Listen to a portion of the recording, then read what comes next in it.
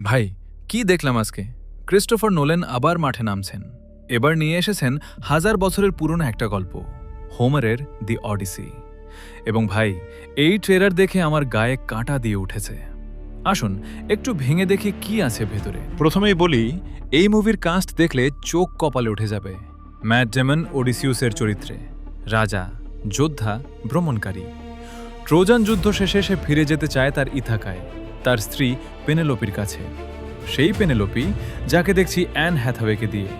ছেলের ভূমিকায় Tom Holland, villain সাজছেন রবার্ট প্যাটিনসন এবং দেবী অ্যাথিনা হিসেবে আছেন জেন্দায়া।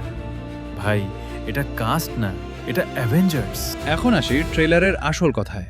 ট্রেলারে সবচেয়ে বড় যে জিনিসটা আমাকে মেরে ফেলেছে সেটা হলো আইম্যাক্স ক্যামেরায় তোলা ওই সমুদ্রের দৃশ্য। ভাই, এটা কোনো সিজিআই না, এটা সত্যিকারের location. Morocco, Greece, Iceland, Scotland, পুরো পৃথিবী ঘুরে শ্যুট করেছেন নোল্যান।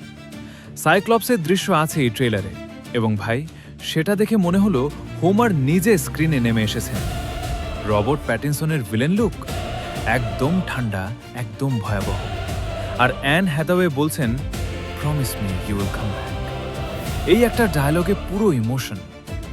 নোল্যান বলেছেন তিনি এমিলি উইলসনের 2017 সালের অনুবাদ থেকে অনুপ্রেরণা নিয়েছেন।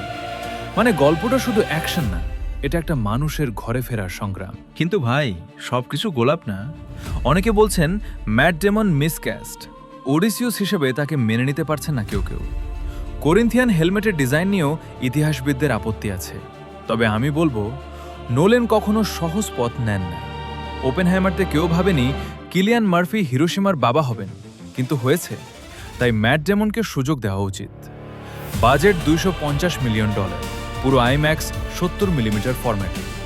এই ছবি থিয়েটারে না দেখলে জীবন বৃথা। তো ভাই, সার কথা হলো, দ্য অডিসি এ বছরের সবচেয়ে বড় সিনেম্যাটিক ইভেন্ট।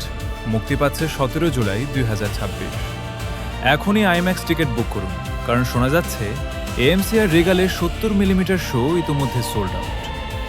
ভিডিওটা ভালো লাগলে লাইক দিন, সাবস্ক্রাইব করুন, কমেন্টে জানান ম্যাট ডেমন কি অডিসিউস হিসেবে মানানসই।